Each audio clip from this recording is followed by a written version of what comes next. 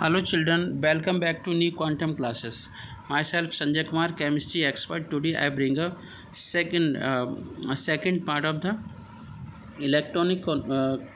second part of a chemical reaction. ठीक है, of a haloalkanes and haloarenes, alkyl halides और haloalkanes. ठीक है, alkyl halides और haloalkanes are very common word. Okay, haloalkane is a representing haloalkane is representing the IUPAC name of the alkyl halides. ठीक है, चलिए अब हम क्या करते हैं, ये आपका 5th वीडियो है जो आपका हेलोएल्केन है उसका 5th वीडियो है। और जैसे ये वीडियो आपका इलेक्ट्रॉनिक कॉन्फिगरेशन के साथ साथ इनकी केमिकल रिएक्शन के साथ साथ है ना कुछ चीज़ें हो जाएंगी, जैसे ही आपकी केमिकल प्रॉपर्टीज़ हो जाएंगी वैसे ही फिर मैं आपको एक दूसरा सेगमेंट भी बताऊंगा जिसमें स्टीरियो केमिस्ट्री भी बताई जाती है ना। तो उसके लिए नेक्स्ट वीडियो मुझे बनाना पड़ेगा। अभी फ़िलहाल केमिकल रिएक्शन पर पार्टिसिपेट करते हैं, केमिकल रिएक्शन पर कंसंट्रेट करते हैं जो बहुत ज़्यादा स्कोरिंग होने वाली है।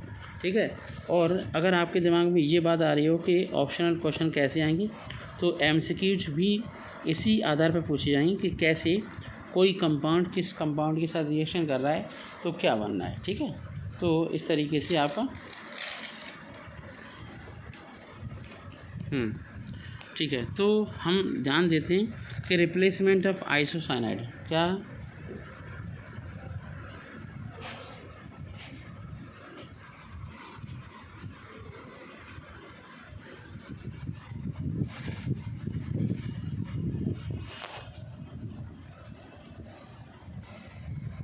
ठीक है, तो यहाँ से स्टार्ट करते हैं इस केमिकल रिएक्शन को। अभी तक हमने 4 केमिकल रिएक्शन करे हैं, उनमें हमने SN1 SN2 रिएक्शन बता दी, फिर हमने उसी का पार्ट था replacement of halogen element by the OH group, है ना।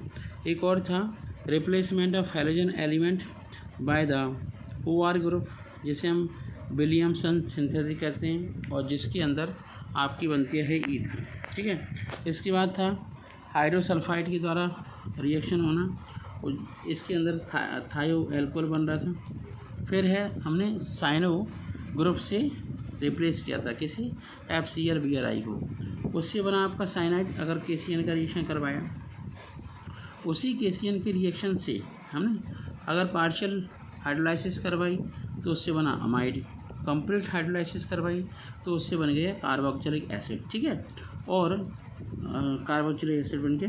ठीक है, ओके, ठीक है। अब अगर मैंडियस रिएक्शन करवाई, रिडक्शन कर दिया, उसी का मैंडियस रिएक्शन करा के रिडक्शन करा दिया तो उससे आपका क्या बना, उससे बना आपका अमाइन। यहाँ पर प्राइमरी अमाइन बनता है मैंडियस रिएक्शन में। और स्टीफन रिएक्शन अगर हम देखते हैं तो वो उसका भी रिडक्शन ही है ना, एल्किल साइनाइड का। तो जब रिडक्शन होता है आपका HCl और SnCl2 के प्रेजेंस में तो आपका बनता है ना एल्डिहाइड। क्या बनता है? एल्डिहाइड। अब हम इसके बाद वाली रिएक्शंस देखेंगे। तो यहाँ पर जो बाद वाली रिएक्शंस हैं वो इस तरीके से देखी गई हैं, यहाँ पे देख रही हैं कि जो रिप्लेसमेंट ऑफ आइसोसाइनाइड से हम करेंगे। रिप्लेसमेंट ऑफ आइसोसाइनाइड का सेंस क्या है कि अगर हमने KCN की जगह पे AgCN की रिएक्शन करवाई, किसके साथ? हेलोएल्केन के साथ। ठीक है, AgCN की, जैसे Ag है ना CN की रिएक्शन करवा दी, किसके साथ? कोई भी आपका एल्किल हैलाइड है, CH3Cl है, तो यहाँ पर CH3CN नहीं बनेगा, यहाँ बनेगा CH3NC। क्या बनेगा? CH3NC, ये NC बनेगा। इसे हम कहते हैं मिथाइल आइसोसाइनाइड। और हम ये प्रूफ कैसे करेंगे? इस प्रूफ को करने के लिए हमें क्या करना है, जो रिएक्शन हमने पहले है ना क्या किया था, रिडक्शन करवाया था उस साइनाइड का, इसी तरीके से इस आइसोसाइनाइड का आप रिडक्शन करा दीजिए। ठीक है, तो जैसे ही आप रिडक्शन कराओगे तो सेकेंडरी अमाइन बनेगा। क्या बनेगा? Secondary amine.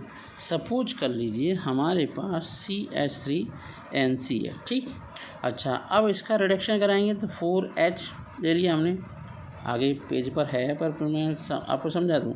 ये आपका Na और C2H5OH की प्रेजेंस में रिएक्शन होगी। मैं बोल रहा हूँ तो अगर थोड़ा बहुत मिस्टेक वो हो रही है, थोड़ी सी इसका मैं लिख पा रहा है तो देख लेना, ठीक है। तो क्या होगा CH3, ठीक है, सिंगल बॉन्ड NH, ओके, और CH3 बनेगा। बात समझ में आई? तो अंडरस्टैंड दिस वन थिंग, ठीक है। इसका मतलब क्या हुआ कि जो आपका AgCN होता है, क्या होता है AgCN, ये आपका कोवैलेंट कंपाउंड होता है, और जो आपका KCN होता है ये आयनिक कंपाउंड होता है। तो आयनिक कंपाउंड में साइनाइड अटैक करता है और इसमें आइसोसाइनाइड अटैक करता है। अंडरस्टैंड? चलिए नेक्स्ट पॉइंट पर देखते हैं। एक और इम्पोर्टेंट बात है कि जैसे मान लीजिए आपका KCN है और NaCN है, तो इसे हम एम्बीडेंटेट लिगेंड के नाम से भी जानते हैं। ये फ़िलहाल कोऑर्डिनेशन कंपाउंड या कोऑर्डिनेशन केमिस्ट्री में हम स्टडी करेंगे, ठीक है। फ़िलहाल हम आगे केमिकल रिएक्शंस देखते हैं। अगर हमने रिएक्शन करवाई KNO2 की, किसकी रिएक्शन? KNO2 की, CH3 है ना, और सिंगल बॉन्ड X के साथ। तो मैं थोड़ा सा पेज चेंज कर लेता हूँ, नहीं तो आप कंफ्यूज हो जाओगे, ठीक है। मैं दिखा देता हूँ कि कैसे रिएक्शन हो रही है, इसकी मैं बात कर रहा था, ठीक है। ये बात कर रहा था कि AgCN की रिएक्शन करेंगे तो इथाइल आइसोसाइनाइड बनेगा। क्या बनेगा? इथाइल। और इसमें सेकेंडरी अमीन इसका रिडक्शन कर दो तो सेकेंडरी अमीन, तो ये प्रूफ हो गया कि KCN की रिएक्शन करने पर है ना साइनाइड बनता है ना। AgCN की रिएक्शन करने पे आइसोसाइनाइड बनता है। दोनों का जब हम रिडक्शन करते हैं तो एक में तो प्राइमरी अमीन बनती है जिसे हम मैंडियस रिएक्शन कहते हैं, एक में बनती है सेकेंडरी अमीन। ठीक, इतनी बात क्लियर हो गई। अच्छा, अब हम थोड़ा सा इन्होंने एक्सप्रेशन बताया तो वो मैं आपको भी बताना चाह रहा था कि साइनाइड है ना, तो इसका रेजोनेटिंग स्ट्रक्चर जब बनेगा तो ये रेजोनेटिंग हाइब्रिड बन रहा है, इसलिए आपका साइनाइड इस तरीके से बन रहा है, ठीक है। और साइनाइड को हम एम्बीडेंटेट लिगेंड भी कहते हैं। दूसरी बात ये KCN और NaCN आपके आयनिक होते हैं। क्या होते हैं? आयनिक होते हैं, आयनिक होते हैं। बाकी के जो एल्काइल साइनाइड्स होते हैं है ना, वो क्या होते हैं? On the other hand AgCN is a predominantly covalent, consequently only nitrogen atom is free to donate electron. Nitrogen atom ही फ्री होते हैं, ठीक है। अच्छा, अब एल्किल साइनाइड्स होते हैं, एल्किल आइसोसाइनाइड्स होते हैं जो आपके मेजर प्रोडक्ट के फॉर्म में होते हैं, तो वही बनते हैं आपके किसके केस में? AgCN के केस में, ठीक। तो ये आपका कोशिश आप करोगे तो ये आपको समझ में आ जाएगा। अब हम बात करते हैं रिप्लेसमेंट बाय द नाइट्राइल। तो ONO को हम नाइट्राइल कह सकते हैं। क्या कह सकते हैं? ONO को कहेंगे नाइट्राइल, KONO। ये बहुत इंपॉर्टेंट कंपाउंड है, इसे हम ये बोल सकते हैं कि अगर हमने KONO की रिएक्शन करवाई या KNO2 की रिएक्शन करवाई तो ये आयनिक होता है, तो इसका ये पार्ट तो इसके साथ चले जाएगा और ये इसके साथ चला जाएगा, बनेगा एल्काइल नाइट्राइट। क्या बनेगा? Alkyl nitrite,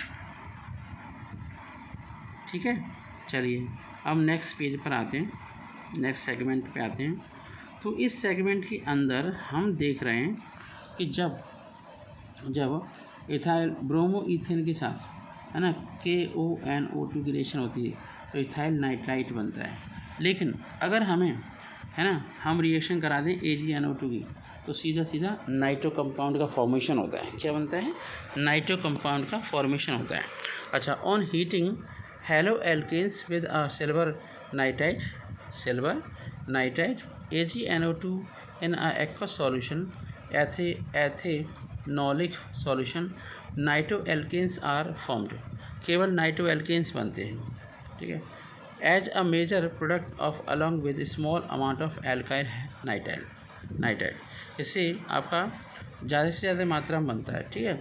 it is because bond between AgO being covalent, AgO का बॉन्ड कोवैलेंट होता है, इसलिए आपका बन जाता है NO2 जिसे हम कहते हैं nitro alkene.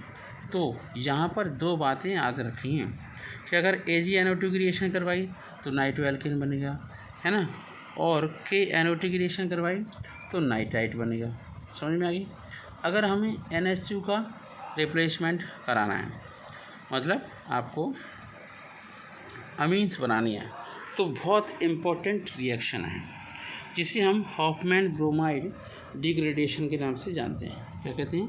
Hoffmann bromide degradation के नाम से जानते हैं इस रिएक्शन को। तो इसमें होता क्या है, ठीक है, on heating haloalkanes with aqueous और alcoholic solution of ammonia in sealed tube, कोई सील्ड ट्यूब होती है, इसके अंदर होता है 373 कैलोरीन, yield a mixture of primary secondary tertiary amines. ठीक है, इस केस में प्राइमरी सेकेंडरी टर्शरी अमीन तो बनते ही है, उसके साथ साथ क्वाटरनरी अमोनियम सॉल्ट भी बनता है। क्या बनता है? Quaternary ammonium salt. अब ये रिएक्शन होती कैसे वो समझते हैं। तो ये रिएक्शन बहुत आसान है। कैसे? हमारे पास एल्काइल या इथाइल ब्रोमाइड है, ठीक है, और NH2NH3 है, इसका H है ना, इस Br के साथ चला जाएगा तो आपका HBr बन जाएगा। बनेगा क्या? प्राइमरी इथाइल अमीन। ये आपकी प्राइमरी अमीन बन गई। ठीक है, अब यही प्राइमरी अमीन एक और मॉलिक्यूल जो आपका ब्रोम ईथेन है उसके साथ रिएक्ट करेगा तो बन जाएगा आपका, हीट करने पे क्या बन जाएगा आपका? Di ethyl amine. ठीक है, वो डाई इथाइल अमाइन बन जाएगा। इसी डाई इथाइल अमाइन को एक बार फिर ले लेते हैं। ठीक है, तो Br(C2H5) बन जाएगा। Br(C2H5) की रिएक्शन करा देती हैं तो इससे बन जाएगा टर्शरी अमीन। बना लिया। इसे हम हॉफमैन ब्रोमाइड रिएक्शन के नाम से जानते हैं। क्या बोलते हैं? हॉफमैन ब्रोमाइड अमोनोलाइसिस कह सकते हैं, या हॉफमैन अमोनोलाइसिस। ये बहुत फेमस रिएक्शन है इस चैप्टर में। ये आपका अमीन बनाने का भी मेथड इन्होंने समझाया है। ठीक है, कि कैसे हम primary amine, secondary amine, tertiary अमीन को हम बना सकते हैं एल्काइल हैलाइड से, अगर हम अमोनिया की रिएक्शन करा दें इन प्रेजेंस ऑफ C2H5OH। ठीक, चलिए, ये था हॉफमैन अमोनोलाइसिस, बहुत इम्पोर्टेंट रिएक्शन थी। अब हम देखते हैं कि अगर हम सिल्वर का कोई एसीटेट ले लें, मतलब सिल्वर एसीटेट ले लें, है ना, silver salt of fatty acid ले लें और in presence of C2H5OH heat करें किसी एल्काइल हैलाइड के साथ, तो ईस्टर बनता है। क्या बनता है? ईस्टर। ठीक है, इस ईस्टर के बनने से फ़ायदा ये होता है, ये क्या हो गया, बहुत गड़बड़ हो गई।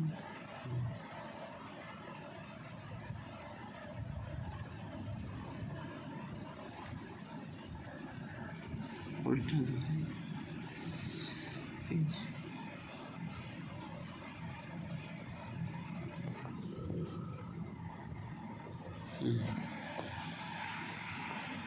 चलिए नेक्स्ट पेज देखते हैं। ये अभी पढ़ाया नहीं जाना है, ये जब मैं केमिकलेशन कंप्लीट कर लूँगा इसके बाद मैं पढ़ाऊँगा इस चीज़ को।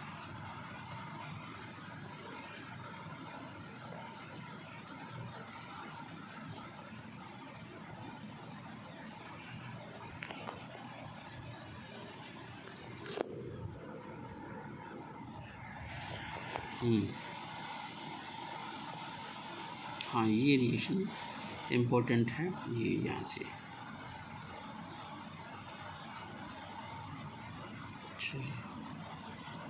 हाँ, ये रिएक्शंस इम्पोर्टेंट है। चलिए इन रिएक्शन को देख लेते हैं। एलिमिनेशन रिएक्शंस, चलिए वो हैं दो टाइप की। E1 reaction stand for unimolecular elimination reaction. E2 reaction stand for by molecular elimination reaction. इसे क्या बोलते हैं? By molecular elimination reaction. तो एलिमिनेशन रिएक्शन के कुछ स्टेप्स हैं।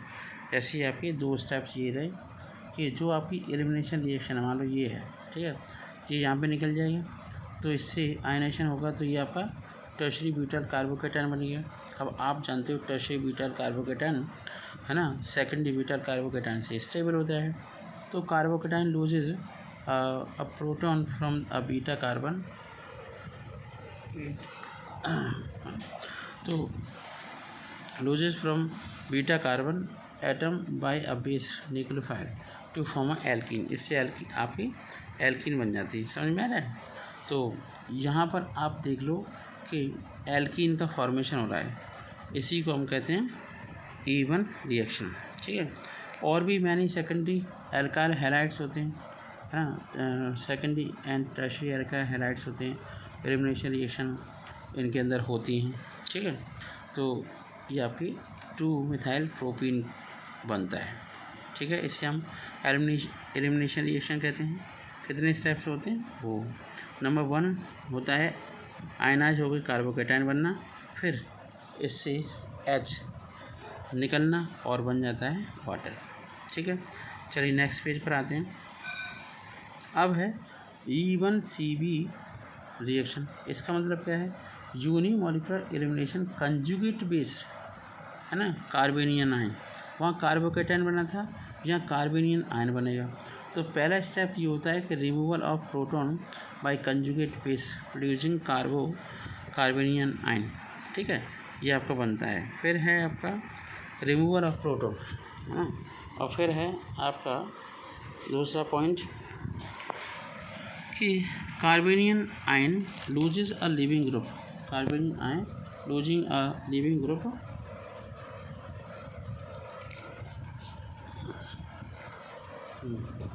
Living group. तो ये आपका लिविंग ग्रुप भाई फ्लोरीन ही होगा, सीधी सी बात है। तो फ्लोरीन जब जाएगा तो इलेक्ट्रॉन लेके जाएगा, मतलब ये हुआ यहाँ पर तो नेगेटिव चार्ज है कार्बन आयन, ये अपने लेके इलेक्ट्रॉन लेके जाएगा। तो होता क्या है कि एक कार्बन पर तो नेगेटिव चार्ज और एक कार्बन पर पॉजिटिव चार्ज, वही बन जाता है डबल बॉन्ड। समझ आ रहा है। तो कोई भी बॉन्ड के अंदर, है ना, कोवेलेंट बॉन्ड के अंदर पॉजिटिव चार्ज नेगेटिव चार्ज को आप सपोज कर सकते हो। दूसरा है E2 reaction. E2 reaction bimolecular होती है, since substrate and base are the involve in a rate determining step and product obtain takes place through a formation of transition state, है ना। ये आपकी कैसी रिएक्शन होती है, वन स्टेप रिएक्शन होती है। समझ में आ रहा है। तो ये आपका इथॉक्साइड आयन है, क्या ये इथॉक्साइड आयन, वो इथाइल ब्रोमाइड के साथ रिएक्शन करेगा तो एक ट्रांजिशन स्टेट बनेगी, जैसे SN1 रिएक्शन में बनती है, SN2 रिएक्शन में बनती है। तो SN1 में कार्बोकेटाइन बनता है, SN2 रिएक्शन में आपकी ट्रांजिशन स्टेट बनेगी, सेम कंडीशन आपकी यहाँ पे, और उससे मॉलिक्यूल रिलीज हो जाएगा, निकल जाएगा और बन जाएगी एथीन, ठीक है। तो ये आप चाहें तो इसका स्क्रीनशॉट ले सकते हो। चलिए अब एक और इम्पोर्टेंट बात करते हैं। अब वो कह रहे हैं कि फॉर्मेशन ऑफ एल्कीन, एल्कीन का फॉर्मेशन आप कैसे करोगे, इसे बोलते हैं डीहाइड्रोहैलोजिनेशन। एक बात मैं आपको समझा दूँ, जब एक्वस KOH की रिएक्शन होती है एल्काइल हैलाइड के साथ तो बनता है एल्कोहल। अगर एल्कोहलिक मतलब पानी नहीं होता, उसके केस में रिएक्शन होती है तो बनती है एल्कीन। इसी को हम बीटा एलिमिनेशन रिएक्शन के नाम से भी जानते हैं, इसे हम डीहाइड्रोहैलोजिनेशन भी कहते हैं। अब हम इस तरीके से समझ सकते हैं, when haloalkanes are heated with concentrated alcoholic solution of a potassium hydroxide they undergo dehydrohalogenation. Dehydrohalogenation का मतलब हैलोजन तो एलिमेंट निकल ही रहा है, हैलोजन तो निकल ही रहा है, हाइड्रोजन एटम भी उससे रिलीज होता है, ठीक है। इसलिए हम इसे कहते हैं डीहाइड्रोहैलोजिनेशन रिएक्शन। क्या बोलते हैं, डीहाइड्रोहैलोजिनेशन रिएक्शन। इतनी बात समझ में आई। फिर है ब्रोमो ईथेन, ठीक है, ये आपका रिएक्शन करेगा तो ये बन जाएगा। ये प्रक्रियाएं आपको समझनी चाहिए। अगर हम इसका ऑर्डर चेक करें कि किस केस में इस टाइप की ऑर्डर होता है, तो टर्शरी की रिएक्शन तेज़ी से होती है, उसके बाद सेकेंडरी, फिर उसके बाद प्राइमरी। अंडरस्टैंड, इतनी बात क्लियर हो गई। चलिए कुछ रिएक्शंस इस तरीके से दी गई। जो आपका क्लोरो ईथेन था, एल्कोहलिक के साथ रिएक्शन करेगा तो एथीन बनेगा। 2-क्लोरो प्रोपेन था, है ना, और एल्कोहलिक की वजह के साथ रिएक्शन करेगा तो प्रोपीन बनेगा। ये मोनो सब्स्टिट्यूटेड एल्कीन है, मतलब मोनो सब्स्टिट्यूटेड एल्कीन का मतलब ज़्यादा स्टेबल। यहाँ पर ये आपका CH3 नहीं है, जो आपका CH3 है ये 3 कंजुगेट फॉर्म बनाएगा या हाइपर कंजुगेटिंग स्ट्रक्चर्स बनाएगा। समझ में आ रहा है, हाँ। तो आपका ये आपका टर्शरी है, एल्कोहल के यूज बनेगा तो आपका एल्कीन बनेगा। एक और बात है, यहाँ पे एक सेडजेफ नाम के साइंटिस्ट थे उन्होंने ये कहा था कि किसी भी एल्कीन के अंदर जितने ज़्यादा एल्काइल ग्रुप होंगे वो एल्कीन उतनी ही ज़्यादा स्टेबल होगी। अब मैं आपको समझाता हूँ। जैसे मान लीजिए यहाँ पर है, तो यहाँ पर आपका केवल 2 कार्बन हैं, 2 हाइड्रोजन हैं, इसे हम एसिडिक हाइड्रोजन कहते हैं। यहाँ की हम बात करें तो ये इसमें 6 एसिडिक हाइड्रोजन, 3 ये और 3 ये। तो 6 और 2 के कंपैरिजन में स्टेबल कौन सी होगी? 6 वाली। ऐसी एल्कीन जिसमें 6 हाइड्रोजन होते हैं तो वो ज़्यादा स्टेबल होती है। वो ये भी कह रहे हैं कि इस केस में कॉन्सिलिएशन ज़्यादा होगी। ईज ऑफ डिहाइड्रोहेलोजिनेशन वो किसका होगा? तो टर्शरी एल्काइल हैलाइड का डिहाइड्रोहेलोजिनेशन आसानी से होगा comparison to secondary alkyl halide comparison to primary alkyl halides. Understand? तो ये आपका ठीक है। और ये एल्कीन का ऑर्डर भी बताया है, मतलब ऐसी एल्कीन जिसमें 2R ग्रुप पहले लगे हैं, फिर बाद में भी 2R ग्रुप लगे हुए हैं, है ना, तो उन्हें हम कहते हैं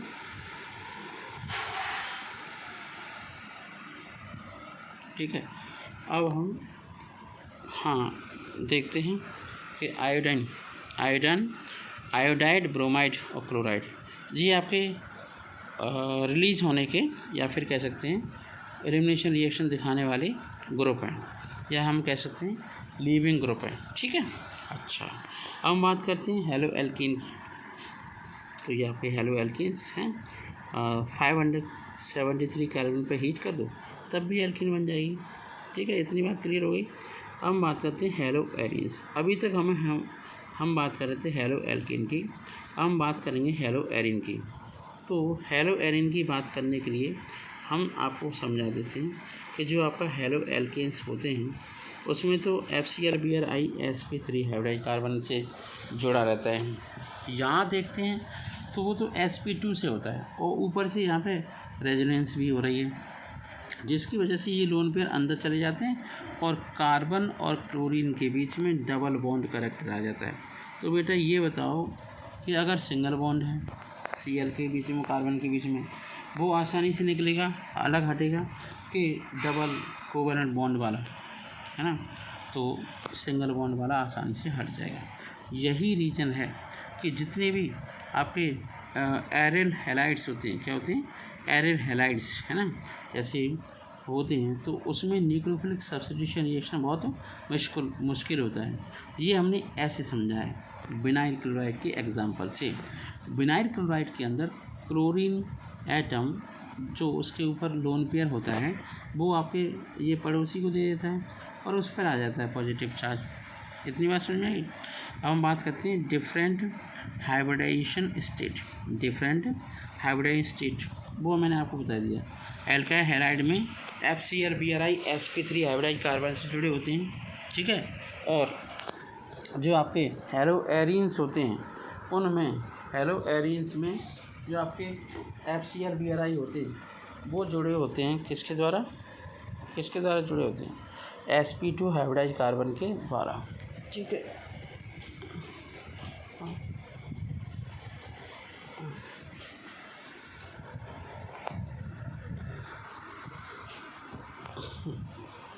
चलिए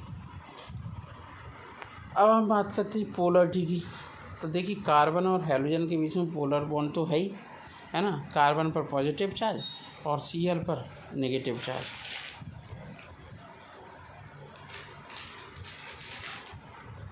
चलिए आगे बढ़ते हैं। तो जब विनाइल क्लोराइड जैसे ही है, फिनाइल और विनाइल एक ही चीज़ है, तो यहाँ पर भी पॉजिटिव चार्ज आएगा, डबल बॉन्ड आ जाएगा, है ना, Cl पर पॉजिटिव चार्ज आ जाएगा, इलेक्ट्रॉन अंदर चले जाएंगे। अब हम देखते हैं कि न्यूक्लियोफिलिक सब्स्टिट्यूशन रिएक्शन बेंजीन के अंदर या क्लोरोबेंजीन के अंदर कुछ स्पेशल केस में होती है। ठीक है। अब स्पेशल केस क्या है? एक तो टेम्परेचर 623 केल्विन का, एक का सोडियम हाइड्रोक्साइड, ठीक है, तो उससे बन जाता है पहले सोडियम फिनॉक्साइड।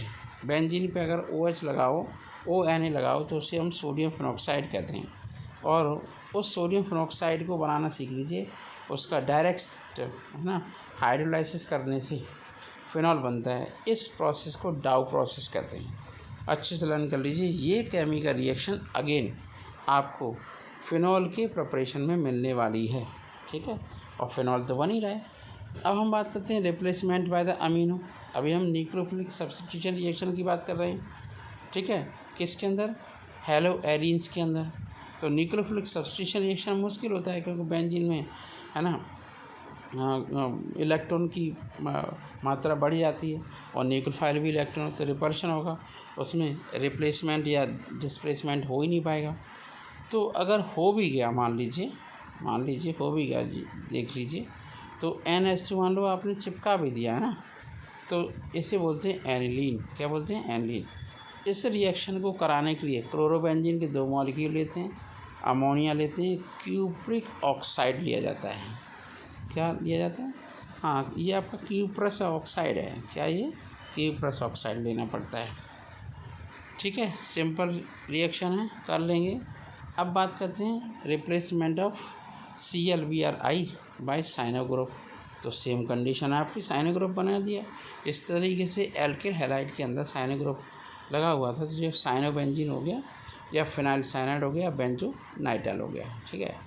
इसका बेनिफिट क्या है बच्चों, कि जब हम साइनोबेंजीन के साथ बेंजोनाइट्राइल के साथ कंसनट्रेट HCl H2SO4 की रिएक्शन कराते हैं, तो ये आपका बेंजामाइड बनता है। इसके बहुत सारे यूटिलाइजेशन हो गए। हाइड्रोलाइसिस करा देते हैं तो बेंजोइक एसिड बन जाता है, ठीक है। तो बेंजामाइड और बेंजोइक एसिड में अंतर है। बेंजामाइड में CONH2 है और बेंजोइक एसिड के अंदर COOH है बेंजीन पर। अब हम इसका रिडक्शन करा दें अगर हम LiAlH4 के साथ, तो आपका बेंजिल अमाइन बन जाएगा, अंडरस्टैंड। और SnCl2 HCl के साथ रिएक्शन करा दें, इस तरीके से हमने वहाँ पे है ना रिएक्शन देखी थी, है ना, तो वैसे करके आपका बेंजल्डिहाइड बन जाएगा। क्या बनेगा, बेंजल्डिहाइड। ये आपकी रिएक्शंस कौन सी थी बताइए, न्यूक्लियोफिलिक सब्स्टिट्यूशन रिएक्शन, ठीक है। अब हम बात ये करते हैं कि अगर हमने क्लोरोबेंजीन के ऊपर है ना पैरा पर N2 लगा दिया, तो ये इलेक्ट्रॉन इस तरीके से खींचेगा क्योंकि NO2 - I इफेक्ट दिखाता है, FClBrI के कंपैरिजन में ज़्यादा है, ठीक है। तो पैरा नाइट्रोफिनॉल बन जाएगा। एक और OH, एक और NO2 आप लगा दो, है ना, एक और लगा दो आपका ऑर्थो पे, ये रहा ऑर्थो, और एक पैरा पे लगा दो, जिसे हम 2,4 डाइनाइट्रोक्लोरोबेंजीन कहते हैं। तो उससे आसानी से ये बन जाएगा। आप देखो यहाँ पे कंपैरिजन आपको क्या सीखना है, देखो मैं आपको कंपैरिजन बताता हूँ। ये देखो 433 कार्बन पर रिएक्शन हो रही थी और ये होने लगी 368 पर, ठीक है। और आगे और ज़रा सा गर्म कर दो तो इससे बन जाता है पिकरिक एसिड, ट्राइनाइट्रोफिनॉल बनता है। क्या बनता है, ट्राइनाइट्रोफिनॉल। इस तरीके से Cl को NH2 से भी हटा सकते हैं, अंडरस्टैंड। तो ये बहुत इम्पोर्टेंट केमिकल रिएक्शन थी, ठीक है। एक और इम्पोर्टेंट रिएक्शन है कि रिएक्शन विद सोडामाइड। जब सोडामाइड के साथ रिएक्शन करते हैं तो क्लोरोबेंजीन, ब्रोमोबेंजीन, आयरोबेंजीन से बनता है एनिलीन, जिसे हम CINA साइन सब्स्टिट्यूशन के नाम से जानते हैं। कभी कभी साइन सब्स्टिट्यूशन पूछ लेता है, तो सीधा सीधा आप ये बता दो किस कंपाउंड से क्या बनना है, और इसका जो इम्पोर्टेंट पार्ट पूछ जाता है, उससे पूछ जाता है, वो होता है बेंजाइन। ये पूछा जाता है कि इसमें कौन सा इंटरमीडिएट बनता है, तो वो बनता है बेंजाइन। क्या बनता है, बेंजाइन। अब हम थोड़ा सा रिडक्शन देख लेते हैं। रिडक्शन जैसे हमने एल्की हैलाइड लिया और आपका निकल प्लैटिनम पैलेडियम से रिडक्शन कर दिया, तो उससे एल्केन बन जाएगा, ठीक है। एल्केन बना लिया हमने। आपका Zn कॉपर है ना, उसके कपलिंग्स की रिएक्शन C2H5OH के साथ करा दी या SnHCl के साथ रिएक्शन करा दी, तो आपका ईथेन या प्रोपेन या ब्यूटेन बन जाएगा। पर यहाँ पे इक्वल नंबर ऑफ एटम्स ही आपके बन रहे हैं, ठीक है। अब इसके बाद आपका CH3CH2I है, इसमें हाइड्रोजन आयोडाइड करा देते हैं रिएक्शन रेड फॉस्फोरस। ये फेमस रिएक्शन है, ये वाली रिएक्शन बहुत फेमस है। बात करते हैं क्लोरोबेंजीन का रिडक्शन करते हैं तो बेंजीन बन जाता है। अब हम कुछ इम्पोर्टेंट फेमस रिएक्शन पढ़ेंगे जिन्हें हम कहते हैं बोर्ज रिएक्शन, है ना, बोर्ज फेटिक रिएक्शन। तो ये सारी कहानी थी। चलिए, अब अगर एल्किल हैलाइड्स है ना मेटल के साथ रिएक्शन करता है तो बोर्ज रिएक्शन हो जाती है, इसे हम बोर्ज रिएक्शन कहते हैं। और डबल नंबर ऑफ कार्बन के बराबर आपके एल्कीन्स बनते हैं, इसे बोर्ज रिएक्शन कहते हैं। इसके बाद आती है बोर्ज फेटिक रिएक्शन।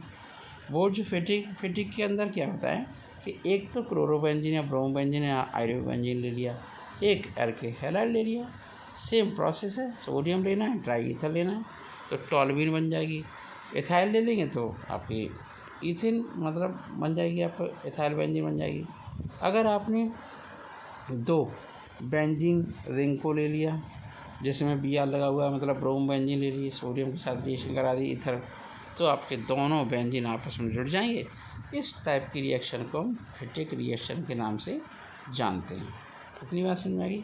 अब हम बात करते हैं ग्रिग्नार्ड नाम के एक साइंटिस्ट थे जिन्होंने एल्किल हैलाइड के साथ मैग्नीशियम के पाउडर की रिएक्शन कराई थी।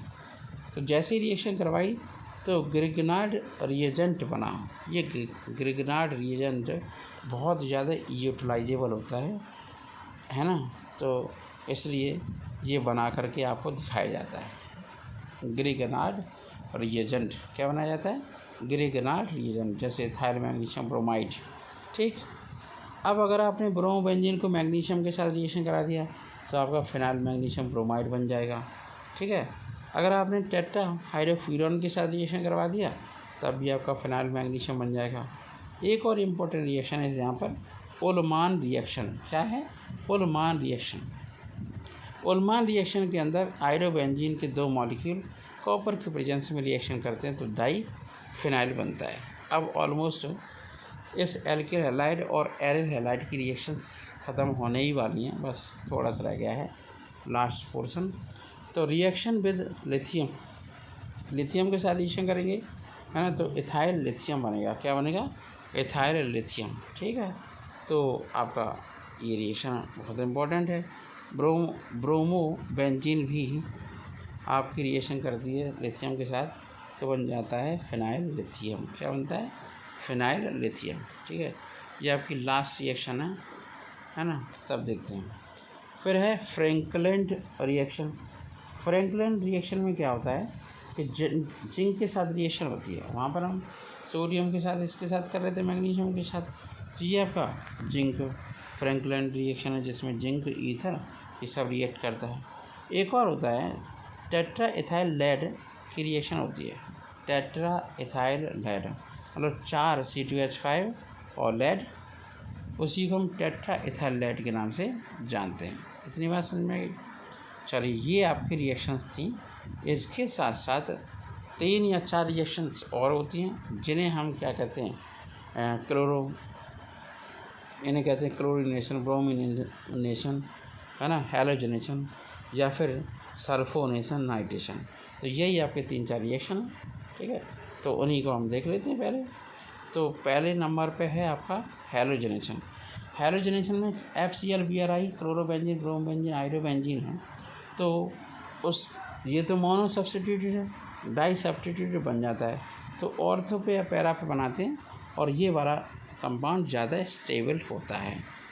ठीक है, आगे बढ़ते हैं नाइट्रोबेंजीन के साथ। नाइट्रोबेंजीन बनाने के लिए या नाइट्रेशन कराने के लिए हमें बहुत पापड़ बेलने पड़ेंगे। उसके लिए आपको कंसनट्रेट HNO3 लेना पड़ेगा, कंसनट्रेट H2SO4 लेना पड़ेगा।